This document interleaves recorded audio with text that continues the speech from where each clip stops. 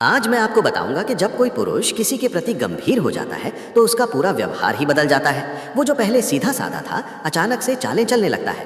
वो जो पहले बिल्कुल खुली किताब की तरह था अचानक से रहस्यमय हो जाता है। मगर सवाल यह है कि आखिर ऐसा क्यों होता है? क्या ये सब जानबूझकर होता है या फिर उसके दिमाग में कोई ऐसी प्रक्रिया चल रही होती है जिसका उसे खुद भी अंदाजा नहीं होता? आज मैं आपको मनोविज्ञान की उन गहराइयों में ले जाऊंगा जहाँ शायद ही कोई जाता है और बताऊंगा कि पुरुष के दिमाग में क्या चल रहा होता है जब वो किसी का दीवाना हो जाता है। अगर आप इंसानी दिमाग को समझना चाहते हैं, अगर आप व्यवहार के पीछे की असली वजह जानना चाहते हैं तो इस वीडियो को आखिर तक देखिए, क्योंकि जो बातें मैं आपको बताने जा रहा हूँ वो शायद ही कोई आपको बताएगा। और अगर आप ऐसी और वीडियोस देखना चाहते हैं तो हमारा चैनल साइकोलॉजी सेज जरूर सब्सक्राइब करें। तो सुनो, ये वो ज्ञान है जो आपकी ज़िंदगी में रिश्तों को समझने का नज़रिया ही बदल देगा। देखिए, जब कोई पुरुष किसी के प्रति आकर्षित होता है तो उसके अंदर एक अजीब सा बदलाव आना शुरू हो जाता है। ये बदलाव सिर्फ बाहरी नहीं होता बल्कि उसके दिमाग के सबसे गहरे हिस्सों में, उसके अवचेतन मन में होता है। प्रसिद्ध मनोवैज्ञानिक कार्ल यंग ने कहा था कि हर पुरुष के अंदर एक एनिमा होती है, यानी एक स्त्री ऊर्जा का हिस्सा। ये वो भावनात्मक, संवेदनशील और कोमल पक्ष है जो पुरुष अक्सर दुनिया से छुपा कर रखता है। जब कोई पुरुष किसी के प्रति दीवाना होता है तो असल में वो अपनी ही उस छुपी हुई भावनात्मक दुनिया से जूझ रहा होता है। यूं के अनुसार जब पुरुष प्यार में पड़ता है तो उसकी ये एनिमा जाग जाती है और वो अपने आप को एक नए तरीके से अभिव्यक्त करने लगता है। लेकिन यहीं पर समस्या आती है, क्योंकि पुरुष को कभी सिखाया ही नहीं गया कि इन भावनाओं को कैसे संभाला जाए। अब यहाँ दिलचस्प बात यह है कि पुरुष स्वभाव से सीधा और सरल माना जाता है, लेकिन जब उसे लगता है कि उसे किसी को प्रभावित करना है, किसी को अपने करीब लाना है, तो उसका दिमाग अचानक से एक रणनीतिकार बन जाता है। वो सोचने लगता है कि कैसे ध्यान खींचा जाए, कैसे खास दिखा जाए, कैसे दूसरों से अलग साबित किया जाए, कैसे वो एकमात्र विकल्प बन जाए। ये सब चालें नहीं हैं, असल में उसके अंदर का डर है। डर इस बात का कि कहीं वो जिसे चाहता है उससे दूर न चली जाए। डर इस बात का कि कहीं कोई और उसकी जगह न ले ले। डर इस बात का कि कहीं वो हमेशा के लिए अकेला न रह जाए। यूनिवर्सिटी ऑफ पेंसिल्वेनिया की एक रिसर्च में पाया गया कि जब कोई व्यक्ति रोमांटिक रूप से किसी के प्रति आकर्षित होता है तो उसके दिमाग में डोपामाइन और नॉरएपिनेफ्रिन नामक रसायनों का स्तर बढ़ जाता है। ये वही रसायन हैं जो किसी नशे या जुनून की अवस्था में भी बढ़ते हैं। इसीलिए कहते हैं कि प्यार एक नशा है, एक ऐसी अवस्था जहां आपका दिमाग सामान्य तरीके से काम नहीं करता। और जब कोई नशे में होता है तो वो तर्क संगत तरीके से नहीं सोच पाता। उसका हर कदम, हर बात, हर हरकत, हर सोच इस बात पर केंद्रित हो जाती है कि कैसे उस व्यक्ति को अपने करीब लाया जाए। उसका पूरा दिमाग सिर्फ एक ही चीज़ के इर्द गिर्द घूमने लगता है। रुकिए, अभी तो मैंने आपको बस शुरुआत बताई है, असली मज़ेदार बात तो अब आने वाली है। अगर आप समझना चाहते हैं कि पुरुष का दिमाग इस समय किन किन स्तरों पर काम कर रहा होता है, कौन कौन सी मनोवैज्ञानिक प्रक्रियाएं चल रही होती हैं, तो ध्यान से सुनिए और कमेंट में ज़रूर बताइए कि क्या आपने भी ये बातें किसी में देखी हैं। आपके अनुभव बहुत कीमती हैं और उनसे हम सब कुछ नया सीख सकते हैं। तो जब पुरुष दीवाना हो जाता है तो सबसे पहले उसके अंदर एक अहम की लड़ाई शुरू होती है। कार्ल यंग ने पर्सोनद की अवधारणा दी थी, जो कि हमारा वो चेहरा है जो हम दुनिया को दिखाते हैं, वो मुखौटा है जो हम पहनते हैं। जब पुरुष किसी को प्रभावित करना चाहता है तो वो अपने पर्सोना को और भी मजबूत और आकर्षक बनाने की कोशिश करता है। वो ज़्यादा आत्मविश्वासी दिखना चाहता है, ज़्यादा सफल दिखना चाहता है, ज़्यादा दिलचस्प दिखना चाहता है, ज़्यादा रहस्यमय दिखना चाहता है। लेकिन अंदर से वो डरा हुआ होता है कि कहीं उसकी असलियत सामने ना आ जाए, कहीं उसकी कमज़ोरियाँ दिख ना जाए, कहीं वो अपने आप को नग्न और कमज़ोर ना पाए। इसीलिए चालित चलना शुरू होता है। वो थोड़ा रहस्यमय बनने की कोशिश करता है, थोड़ा अनुपलब्ध दिखने की कोशिश करता है। कभी तुरंत मैसेज का जवाब नहीं देता ताकि ये ना लगे कि वो बेताब है। कभी बहुत ज़्यादा ध्यान देता है ताकि ये दिखे कि वो केयर करता है। कभी दूर हो जाता है ताकि उसकी कमी महसूस हो। कभी बिल्कुल पास आ जाता है ताकि अपनी मौजूदगी का एहसास करा सके। ये सब एक जटिल मनोवैज्ञानिक खेल है जो उसका अवचेतन मन खेल रहा होता है। युंग के अनुसार ये सब हमारी शैडोज़ का हिस्सा है, यानी हमारे व्यक्तित्व का वो अंधेरा पक्ष जिसे हम छुपाते हैं, जिसे हम स्वीकार नहीं करना चाहते। जब पुरुष प्यार में पड़ता है तो उसकी शैडो भी सक्रिय हो जाती है और वो कभी कभी ऐसी हरकतें करता है जो उसे खुद भी समझ नहीं आती, जिन्हें वो बाद में सोचकर शर्मिंदा होता है। अब बात करते हैं उस गहरी असुरक्षा की जो हर दीवाने पुरुष के अंदर होती है। वो लगातार सोचता रहता है कि क्या वो काफ़ी अच्छा है, क्या वो दूसरों से बेहतर है, क्या उसमें वो सब है जो सामने वाले को चाहिए, क्या वो उसके लायक है। ये असुरक्षा उसे प्रतिस्पर्धी बना देती है। अगर कोई और भी उसी व्यक्ति के करीब है तो उसके अंदर ईर्ष्या की आग भड़क उठती है। वो अपनी जगह पक्की करने के लिए और भी ज़्यादा मेहनत करने लगता है। वो दिखाना चाहता है कि वो सबसे अलग है, सबसे ख़ास है, सबसे बेहतर है। वो साबित करना चाहता है कि उससे बेहतर कोई विकल्प नहीं है। युंग ने कहा था कि प्यार असल में आत्म खोज की यात्रा है, एक ऐसी यात्रा जहां हम अपने अधूरेपन को पूरा करने की कोशिश करते हैं। जब पुरुष किसी को प्यार करता है तो वो दरअसल अपने अंदर के उन हिस्सों को खोज रहा होता है जो अधूरे हैं, जो गायब हैं। वो सामने वाले में वो देखता है जो उसके अंदर नहीं है और उसे पाने की कोशिश करता है। इसीलिए कहते हैं कि हम अक्सर अपने विपरीत से प्यार करते हैं, क्योंकि हम अपने अंदर की कमी को पूरा करना चाहते हैं, क्योंकि हम पूर्ण होना चाहते हैं। प्यार असल में एक मनोवैज्ञानिक ज़रूरत है जो हमें अपने आप को समझने में मदद करती है। पुरुष की चालों के पीछे एक और बड़ा कारण होता है सामाजिक प्रोग्रामिंग। समाज ने पुरुष को सिखाया है कि उसे शिकारी होना है, उसे जीतना है, उसे हासिल करना है, उसे विजेता होना है। बचपन से ही उसे बताया जाता है कि पुरुष कमज़ोर नहीं होते, पुरुष रोते नहीं हैं, पुरुष अपनी भावनाएं नहीं दिखाते। उसे सिखाया जाता है कि उसे हमेशा मजबूत दिखना है, हमेशा नियंत्रण में रहना है, हमेशा जिम्मेदार बने रहना है। इसीलिए जब वो किसी के प्रति गंभीर होता है, जब उसके अंदर भावनाओं का तूफान चल रहा होता है, तो उसका दिमाग इसे एक चुनौती की तरह देखता है। वो सोचता है कि उसे रणनीति बनानी है, योजना बनानी है, कदम उठाने हैं, जीतना है। ये सब उसकी प्राकृतिक प्रवृत्ति नहीं है, बल्कि उसे वर्षों से सिखाई गई है। हमारी संस्कृति ने पुरुष को एक योद्धा बनाया है, एक ऐसा इंसान जो हर चीज़ को जीतने के नज़रिए से देखता है। इसीलिए जब बात प्यार की आती है तो वो भी इसे एक प्रतियोगिता की तरह देखता है। वो सोचता है कि उसे सामने वाले का दिल जीतना है और जीतने के लिए रणनीति चाहिए। लेकिन असल में प्यार कोई युद्ध नहीं है, प्यार तो आत्मसमर्पण है, कमज़ोरी दिखाना है, खुद को नग्न करना है। और यही वो चीज़ है जो पुरुष को सबसे ज़्यादा डराती है। कार्ल युंग ने ये भी कहा था कि हर व्यक्ति के अंदर एक सेल्फ होता है, हमारी असली पहचान, हमारा केंद्र। लेकिन समाज के दबाव में हम अपने सेल्फ से दूर हो जाते हैं और एक कृत्रिम परसोना बना लेते हैं। जब पुरुष चालें चलता है तो वो अपने सेल्फ से और भी दूर जा रहा होता है। वो नहीं बन रहा होता जो वो है, बल्कि वो बन रहा होता है जो उसे लगता है कि सामने वाले को चाहिए। ये एक दुखद स्थिति है, क्योंकि जितना ज़्यादा वो नाटक करता है उतना ही ज़्यादा वो अपनी असलियत से दूर होता जाता है। लेकिन सच्चाई ये है कि इन सब चालों के पीछे, इन सब नाटकों के पीछे, इन सब रणनीतियों के पीछे एक भोला और कमज़ोर दिल होता है। एक ऐसा दिल जो डरता है कि कहीं उसे ठुकरा न दिया जाए, कहीं उसे अकेला न छोड़ दिया जाए, कहीं उसे बेकार न समझ लिया जाए। पुरुष को बचपन से सिखाया जाता है कि कमज़ोरी मत दिखाओ, भावनाएं मत दिखाओ, रो मत, हमेशा मजबूत रहो। इसीलिए जब उसके अंदर तूफान चल रहा होता है, जब उसके अंदर भावनाओं की बाढ़ आई होती है, तो बाहर से वो ठंडा दिखने की कोशिश करता है, वो शांत दिखने की कोशिश करता है। वो अपनी भावनाओं को छुपाने के लिए चालें चलता है, क्योंकि उसे नहीं पता कि सच्चाई कैसे बताई जाए, क्योंकि उसे कभी सिखाया ही नहीं गया। अब समझिए कि पुरुष के दिमाग में एक साथ कितनी सारी चीज़ें चल रही होती हैं। एक तरफ वो अपने प्यार को व्यक्त करना चाहता है, लेकिन दूसरी तरफ उसे डर है कि कहीं वो बेताब न लगे। एक तरफ वो हर समय उस व्यक्ति के बारे में सोच रहा होता है, लेकिन दूसरी तरफ वो दिखाना चाहता है कि उसकी ज़िंदगी में और भी बहुत कुछ है। एक तरफ वो चाहता है कि उसकी हर बात सुनी जाए, लेकिन दूसरी तरफ वो खुद को रहस्य में बनाए रखना चाहता है। ये सब विरोधाभास उसके अंदर एक तनाव पैदा करते हैं, एक ऐसा मानसिक दबाव जो उसे और भी ज़्यादा चालें चलने पर मजबूर करता है।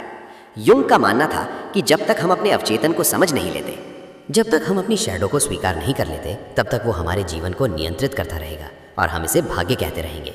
पुरुष की ये सारी चालें असल में उसके अवचेतन मन का खेल है। वो खुद नहीं जानता कि क्यों वो ऐसा कर रहा है, क्यों वो कभी पास आता है और कभी दूर जाता है, क्यों वो कभी बहुत बोलता है और कभी बिल्कुल चुप हो जाता है। वो बस करता रहता है, क्योंकि उसका दिमाग, उसका अवचेतन मन उसे वही संकेत दे रहा होता है। उसे लग रहा होता है कि वो सही कर रहा है, लेकिन असल में वो अपने ही डर का शिकार हो रहा होता है। एक और महत्वपूर्ण बात यह है कि जब पुरुष दीवाना होता है तो उसकी पूरी पहचान ही बदल जाती है। उसकी आत्मछवि उस व्यक्ति से जुड़ जाती है जिसे वो चाहता है। अगर वो व्यक्ति उसे स्वीकार करता है तो वो खुद को सफल मानता है, अपने आप को मूल्यवान मानता है। और अगर वो व्यक्ति उसे नकारता है या दूरी बनाता है तो वो अपने आप को असफल मानने लगता है, अपने आप को बेकार समझने लगता है। ये निर्भरता उसे और भी ज़्यादा डरपोक बना देती है और डर उसे और भी ज़्यादा चालें चलने पर मजबूर करता है। ये एक दुष्चक्र है जिसमें वो फंस जाता है। कार्ल यंग ने इंडिविजुएशन की अवधारणा दी थी, जो कि आत्म साक्षात्कार की प्रक्रिया है। इसका मतलब है कि व्यक्ति अपने सच्चे स्वरूप को पहचाने और स्वीकार करे। लेकिन जब पुरुष प्यार में पड़ता है और चालें चलने लगता है तो वो इंडिविजुएशन की प्रक्रिया से उल्टी दिशा में जा रहा होता है। वो अपने सच्चे स्वरूप से दूर जा रहा होता है और एक कृत्रिम संस्करण बन रहा होता है। ये उसके लिए भी दुखदाई है, क्योंकि गहराई में वो जानता है कि ये सब नाटक है, लेकिन फिर भी वो इससे बाहर नहीं निकल पाता। युंग ने यह भी कहा था कि प्यार में हम अक्सर प्रोजेक्शन करते हैं, यानी हम अपनी अधूरी इच्छाओं, अपनी कल्पनाओं को सामने वाले पर थोप देते हैं। पुरुष जब किसी का दीवाना होता है तो वो सामने वाले को वैसा देखता है जैसा वो चाहता है कि वो हो, न कि जैसा वो असल में है। इसी प्रोजेक्शन को बनाए रखने के लिए भी वो चालें चलता है। वो नहीं चाहता कि असलियत सामने आए, क्योंकि असलियत उसकी कल्पना को तोड़ सकती है। इसीलिए वो रहस्य बनाए रखता है, थोड़ी दूरी बनाए रखता है, ताकि सामने वाला उसे वैसा ही देखे जैसा वो दिखना चाहता है। लेकिन सबसे दिलचस्प बात यह है कि पुरुष खुद भी इस पूरी प्रक्रिया से थक जाता है। चाले चलना, नाटक करना, हमेशा सतर्क रहना, हमेशा सोचना कि अब क्या कहना है और क्या नहीं, ये सब बहुत थका देने वाला है। उसके अंदर एक हिस्सा होता है जो बस आराम करना चाहता है, बस अपनी असलियत दिखाना चाहता है, बस स्वीकार किया जाना चाहता है। लेकिन वो डर उसे जाने नहीं देता। वो सोचता है कि अगर उसने अपनी असलियत दिखा दी, अगर उसने अपनी कमज़ोरी दिखा दी, तो शायद वो व्यक्ति उसे छोड़ देगा। इसीलिए पुरुष कभी कभी अजीब व्यवहार करता है। कभी वो बहुत प्यार से बात करता है और अगले ही पल दूर हो जाता है। कभी वो बहुत केयर करता है और फिर अचानक लापरवाह दिखने लगता है। ये सब उसके अंदर चल रहे संघर्ष के संकेत हैं। एक तरफ उसका दिल है जो पास आना चाहता है, और दूसरी तरफ उसका दिमाग है जो उसे दूर रहने की सलाह देता है। ये दोनों के बीच का युद्ध ही उसे इतना अस्थिर और अप्रत्याशित बना देता है। कार्ल युंग की एक और महत्वपूर्ण अवधारणा थी कलेक्टिव अनकॉन्शियस, यानी सामूहिक अचेतन। इसका मतलब है कि हम सब अपने पूर्वजों से, अपनी संस्कृति से, अपने समाज से कुछ विचार और व्यवहार विरासत में पाते हैं। पुरुष की ये चालें सिर्फ उसकी व्यक्तिगत रणनीति नहीं है, बल्कि हजारों वर्षों से चली आ रही एक पैटर्न है। हमारे पूर्वज भी ऐसे ही व्यवहार करते थे, और ये व्यवहार अब हमारे जीन्स में, हमारे अचेतन में बस गया है। प्राचीन काल में जब पुरुष को अपनी साथी को सुरक्षा और संसाधन प्रदान करने होते थे, तब उसे खुद को सबसे मजबूत और सबसे सक्षम साबित करना पड़ता था। वो जो सबसे अच्छा शिकारी था, जो सबसे बहादुर था, उसे साथी मिलता था। ये जैविक और सामाजिक प्रोग्रामिंग आज भी हमारे अंदर मौजूद है। इसीलिए आज भी पुरुष खुद को साबित करने की कोशिश करता है, खुद को सबसे बेहतर दिखाने की कोशिश करता है। ये उसकी कोशिश नहीं है नाटक करने की, बल्कि ये उसको प्रवृत्ति है जो हजारों सालों में विकसित हुई। लेकिन आज की दुनिया बहुत बदल चुकी है। आज शारीरिक ताकत या शिकार करने की क्षमता मायने नहीं रखती, लेकिन पुरुष का दिमाग अभी भी उसी पुराने तरीके से काम कर रहा होता है। इसीलिए वो आधुनिक तरीकों से खुद को साबित करने की कोशिश करता है, अपनी सफलता दिखाकर, अपनी उपलब्धियां दिखाकर, अपने सोशल मीडिया पर अपनी बेहतरीन जिंदगी दिखाकर, अपनी लोकप्रियता दिखाकर। ये सब नए युग की वही पुरानी चालें हैं जो हमारे पूर्वज भी अलग तरीके से चलते थे। युंग ने कहा था कि हमारे अंदर आर्कीटाइप्स होते हैं, यानी सार्वभौमिक प्रतीक और पैटर्न जो सभी मनुष्यों में समान होते हैं। हीरो का आर्कीटाइप हर पुरुष के अंदर होता है। जब वो किसी का दीवाना होता है तो उसके अंदर का हीरो जाग जाता है। वो अपने आप को एक नायक के रूप में देखता है जो अपनी प्रेमिका को जीतने के लिए संघर्ष कर रहा है, जो बाधाओं को पार कर रहा है, जो साबित कर रहा है कि वो योग्य है। ये सिर्फ एक कहानी नहीं है जो वो खुद को सुनाता है, बल्कि ये उसकी गहरी मनोवैज्ञानिक ज़रूरत है। अब एक और महत्वपूर्ण पहलू पर बात करते हैं, भावनात्मक बुद्धिमत्ता। ज़्यादातर पुरुषों को बचपन से भावनात्मक रूप से अभिव्यक्त होना नहीं सिखाया जाता। उन्हें नहीं बताया जाता कि अपनी भावनाओं को कैसे पहचानें, कैसे समझें, कैसे व्यक्त करें। लड़कियों को बचपन से ये सिखाया जाता है कि अपनी भावनाओं के बारे में बात करो, रोना ठीक है, डर बताना ठीक है। लेकिन लड़कों को कहा जाता है रोना बंद करो, लड़के नहीं रोते, मजबूत बनो, भावनाओं में मत बहो। इसका नतीजा ये होता है कि जब पुरुष बड़ा होता है और उसके अंदर तीव्र भावनाएं उठती हैं, खासकर प्यार की भावना, तो वो नहीं जानता कि इसे कैसे संभाले। उसके पास शब्द नहीं होते अपनी भावनाओं को व्यक्त करने के लिए। उसके पास अनुभव नहीं होता कि कैसे किसी से कहा जाए कि मुझे तुम्हारे बिना अकेलापन लगता है, या मुझे डर लगता है कि तुम मुझे छोड़ दोगे। इन भावनाओं को व्यक्त करना उसके लिए असंभव सा लगता है, क्योंकि ये कमज़ोरी लगती है और उसे सिखाया गया है कि कमज़ोरी कभी मत दिखाओ। इसीलिए वो चालें चलता है, क्योंकि चालें चलना आसान है भावनाओं को व्यक्त करने से। चालें चलने में उसे नियंत्रण महसूस होता है, जबकि भावनाओं को व्यक्त करने में वो खुद को कमज़ोर और असुरक्षित महसूस करता है। वो ये नहीं समझ पाता कि असली ताकत भावनाओं को छुपाने में नहीं, बल्कि उन्हें स्वीकार करने और व्यक्त करने में है। वो ये नहीं समझ पाता कि सच्चे संबंध नाटक से नहीं, बल्कि ईमानदारी से बनते हैं। कार्ल यंग ने कहा था कि जो हम स्वीकार नहीं करते वो हमें नियंत्रित करता है। पुरुष अपनी भावनाओं को स्वीकार नहीं करता, इसीलिए वो भावनाएं उसे नियंत्रित करती हैं। वो अजीब व्यवहार करने लगता है, वो तर्कहीन निर्णय लेने लगता है, वो ऐसी चीज़ें करने लगता है जो उसके अपने हित में नहीं है। ये सब इसलिए होता है क्योंकि उसने अपनी भावनाओं को दबाया है, छुपाया है, नकारा है। समाज ने पुरुष के कंधों पर बहुत सारी जिम्मेदारियां और अपेक्षाएं रखती हैं। उसे सफल होना है, उसे पैसे कमाने हैं, उसे मजबूत होना है, उसे हर स्थिति को संभालना है, उसे भावनाओं में नहीं बहना है। जब वो किसी का दीवाना हो जाता है तो उसके अंदर एक द्वंद्व शुरू हो जाता है। एक तरफ वो अपनी भावनाओं में खोना चाहता है, बस उस व्यक्ति के बारे में सोचना चाहता है, उसके साथ समय बिताना चाहता है। लेकिन दूसरी तरफ समाज की आवाज़ उसके कान में गूंजती है, तुम्हें अपने करियर पर ध्यान देना चाहिए, तुम्हें अपने लक्ष्यों पर फोकस करना चाहिए, तुम्हें भावनाओं में नहीं बहना चाहिए। इस द्वंद्व से निपटने के लिए वो एक बीच का रास्ता निकालता है।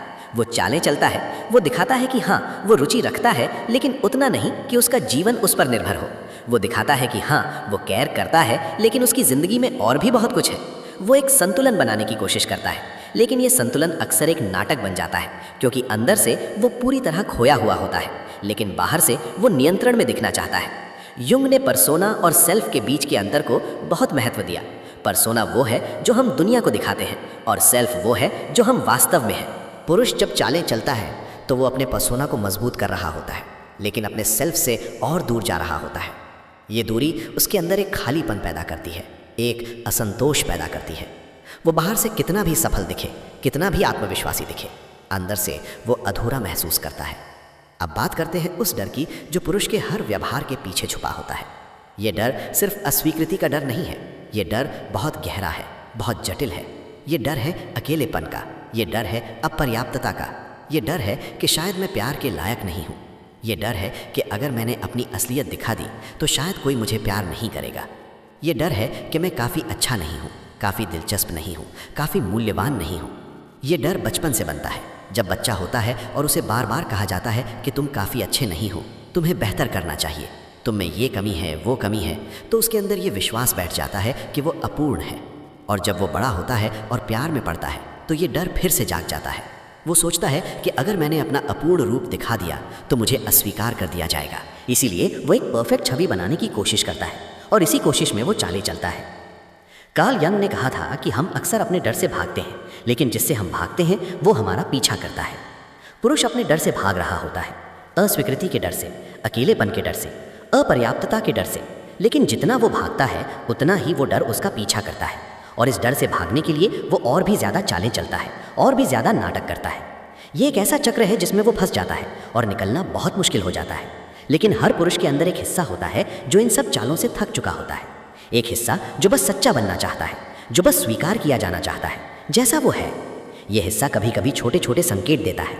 कभी वो रात को अचानक एक भावुक मैसेज भेज देता है, कभी वो थोड़ी देर के लिए अपना गार्ड नीचे कर देता है और अपनी असली भावनाएं दिखा देता है। लेकिन फिर अगली सुबह उसे डर लगता है कि उसने बहुत ज़्यादा दिखा दिया, और वो फिर से अपनी चालों में लौट जाता है। यूं का मानना था कि सच्चा प्यार तभी संभव है जब हम अपने सच्चे स्वरूप को स्वीकार करें और दूसरे के सामने प्रस्तुत करें। जब तक हम नाटक करते रहेंगे तब तक सच्चा जुड़ाव संभव नहीं है। क्योंकि अगर कोई हमारे नकली रूप से प्यार करता है तो वो असल में हमसे प्यार नहीं कर रहा, बल्कि उस छवि से प्यार कर रहा है जो हमने बनाई है। और ये एक खोखला प्यार होता है जो कभी भी टूट सकता है। पुरुष को ये समझना होगा कि चाल चलना उसे अस्थायी सफलता दे सकता है, लेकिन स्थायी खुशी नहीं दे सकता। वो भले ही किसी को प्रभावित कर ले, किसी को आकर्षित कर ले, लेकिन अगर वो अपनी असलियत नहीं दिखाएगा तो वो कभी भी सच्चा जुड़ाव महसूस नहीं कर पाएगा। वो हमेशा डरता रहेगा कि कहीं उसकी असलियत सामने ना आ जाए, और ये डर उसे कभी शांति नहीं देगा, कभी संतोष नहीं देगा। लेकिन अच्छी खबर ये है कि बदलाव संभव है।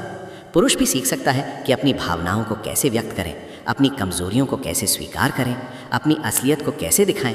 लेकिन इसके लिए उसे साहस चाहिए, उसे अपने डर का सामना करने की हिम्मत चाहिए। उसे ये समझना होगा कि सच्ची ताकत कमजोरी दिखाने में है, ना कि उसे छुपाने में। उसे ये समझना होगा कि जो व्यक्ति उसकी कमजोरियों के बावजूद उसे स्वीकार करता है वही सच्चा साथी है।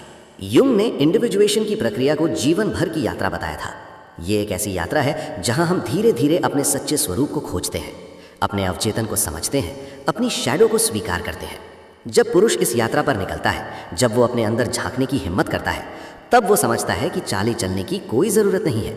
तब वो समझता है कि उसकी असली ताकत उसकी सच्चाई में है, उसकी प्रामाणिकता में है।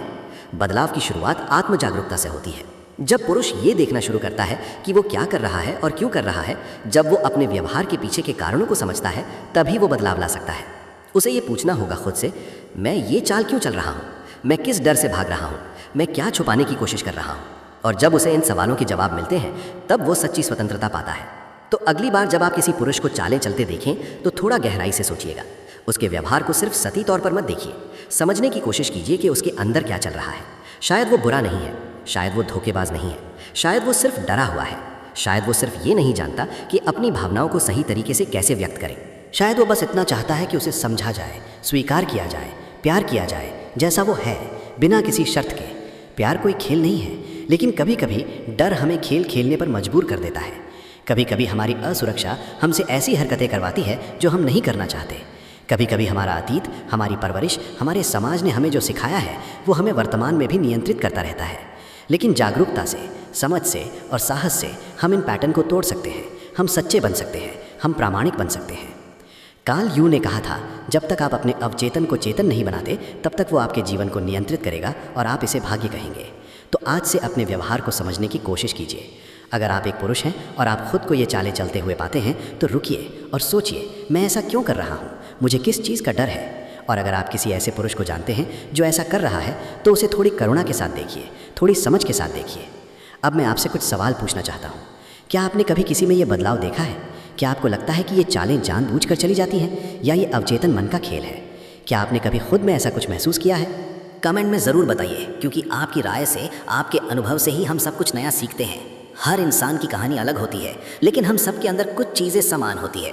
डर, असुरक्षा, प्यार पाने की चाह। और अगर आपको ये वीडियो पसंद आया हो, अगर आपको लगता है कि इसमें कुछ गहराई है, कुछ सच्चाई है, तो लाइक ज़रूर करिए। क्योंकि जब आप लाइक करते हैं तो मुझे पता चलता है कि आपको यह विषय दिलचस्प लगा, कि आप मनोविज्ञान की इन गहरी बातों में रुचि रखते हैं और मैं आपके लिए ऐसे और वीडियो बना सकता हूँ। मैं आपके लिए और ऐसे विषय ला सकता हूँ जो आपको अपने आप को समझने में मदद करें, दूसरों को समझने में मदद करें, रिश्तों को बेहतर बनाने में मदद करें।